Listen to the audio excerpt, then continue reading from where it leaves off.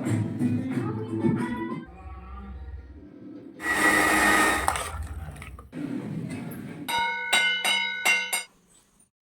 ಎಲ್ರಿಗೂ welcome back to our YouTube channel. ಎಲ್ಲರೂ ಹೇಗಿದ್ದೀರಾ? ಐ ಹೋಪ್ ಎಲ್ಲರೂ ಚೆನ್ನಾಗಿದ್ದೀರಾ ಅಂತ ಭಾವಿಸ್ತಾ ಇವತ್ತಿನ ವೀಡಿಯೋನ ಸ್ಟಾರ್ಟ್ ಮಾಡ್ತಾ ಇದ್ದೀನಿ.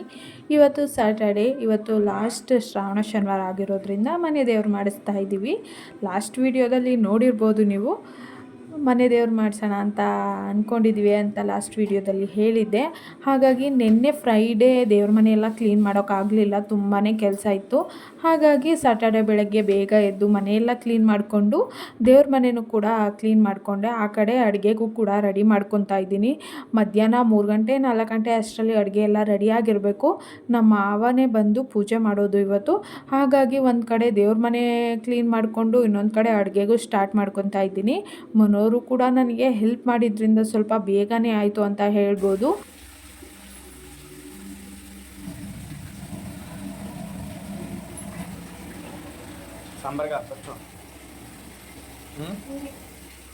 ನಾನು ಇವತ್ತು ಏನೇನು ಅಡುಗೆ ಮಾಡ್ತಾಯಿದ್ದೀನಿ ಅಂತ ಅಂದರೆ ಅನ್ನ, ಸಾಂಬಾರು, ಪಾಯಸ ಮತ್ತು ಕೋಸು ಪಲ್ಯ ಮಾಡೋಣ ಅಂತ ಅಂದ್ಕೊಂಡಿದ್ದೀನಿ. ಎಷ್ಟು ಬೇಗ ಆಗುತ್ತೋ ಗೊತ್ತಿಲ್ಲ, ಅಡುಗೆ ಎಷ್ಟು ಬೇಗ ಆಗುತ್ತೋ ಅಷ್ಟು ಬೇಗ ಆಗಲಿ ಅಂತ ಕೇಳಿಕೊಂಡು ಪೂಜೆ ಮಾಡಿ ಒಲೆ ಹಚ್ಚಿದೆ. ನಾನು ಒಲೆ ಹಚ್ಚಿದಾಗ 2:30 3 ಗಂಟೆ ಆಗಿತ್ತು. 5:05 ಅಡುಗೆ ಆಗೋಗಿತ್ತು. ಮನೋರು ಕೂಡ ತುಂಬಾ ಹೆಲ್ಪ್ ಮಾಡ್ತಾಯಿದ್ದಾರೆ. ಏನಂದರೆ ಅವರು ಟಿ ವಿ ಮುಂದೆ ಕೂತ್ಕೊಂಡ್ಬಿಟ್ರೆ ಕೆಲಸನೇ ಬೇಗ ಸಾಗೋದಿಲ್ಲ. ಬರೀ ಟಿ ವಿ ಅಂತ ನೋಡ್ತಿರ್ತಾರೆ. ನೋಡ್ಬೋದು ನೀವು, ಅಲ್ಲಿ ಕಾಯಿ ತುರಿತಾ ಇರ್ತಾರೆ, ಆ ಕಡೆ ಟಿ ವಿ ನೋಡ್ತಾನೇ ಇದ್ದಾರೆ. ಈ ಕಡೆ ನಾನು ಸಾಂಬಾರಿಗೆ ರೆಡಿ ಮಾಡ್ಕೊತಾ ಇದ್ದೀನಿ. ಅವರು ಎಲ್ಲನೂ ಹಚ್ಚಿ ಕೊಡ್ತಿದ್ರೆ ನಾನು ಒಂದು ಕಡೆ ಖಾರ ಎಲ್ಲನೂ ರುಬ್ಬಿಟ್ಕೊಂಡು ಸಾಂಬಾರಿಗೂ ಕೂಡ ಒಗ್ಗರಣೆ ಹಾಕ್ಕೊಂಡೆ. ಪೂರ್ತಿ ವಿಡಿಯೋ ಮಾಡೋದಕ್ಕಾಗಲಿಲ್ಲ, ಯಾಕೆಂದರೆ ಸ್ವಲ್ಪ ಕೆಲಸ ಇದ್ದಿದ್ದರಿಂದ ಮನೋರು ಕೂಡ ಅಷ್ಟಾಗಿ ಇಂಟ್ರೆಸ್ಟ್ ಕೊಡಲಿಲ್ಲ ವೀಡಿಯೋ ಮಾಡೋದ್ರಲ್ಲಿ. ನಾನೇ ಸ್ವಲ್ಪ ಆದಷ್ಟು ವೀಡಿಯೋಗಳನ್ನ ಕ್ಯಾಪ್ಚರ್ ಮಾಡ್ಕೊಂಡಿದ್ದೀನಿ.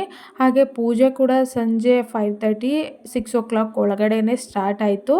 ಈ ಕಡೆ ಸಾಂಬಾರು ಕೂಡ ಮಾಡ್ಕೊತಾ ಇದ್ದೀನಿ. ನೋಡ್ಬೋದು ನೀವಲ್ಲಿ ದೊಡ್ಡೊಲೆ ಆಗಿರೋದ್ರಿಂದ ತುಂಬ ಬೇಗನೆ ಅಡುಗೆ ಆಯಿತು. ಮಾಮೂಲಿ ನಾರ್ಮಲ್ ಡೇಸಲ್ಲಿ ಅಡುಗೆ ಮಾಡ್ತೀವಲ್ಲ, ಆ ಒಲೆಯಲ್ಲಂತೂ ಆಗಿದ್ದಿದ್ರೆ ಆಗ್ತಿರಲಿಲ್ಲ ಬೇಗ. 1 hour 1.5 ಅವರಲ್ಲೆಲ್ಲ ಅಡುಗೆ ಆಗೋಯ್ತು. ಈ ಕಡೆ ನಮ್ಮ ಮಾವನೂ ಕೂಡ ಬಂದರು. 5:30 ಅಷ್ಟೊತ್ತಾಗಿತ್ತು. ಬಂದು ಬೋನಸಿಗೆಲ್ಲನೂ ರೆಡಿ ಮಾಡ್ಕೊತಾ ಇದ್ದಾರೆ. ಅವರು ದಾಸಯ ಆಗಿರೋದ್ರಿಂದ ಅವರೇ ಪೂಜೆ ಮಾಡೋದು.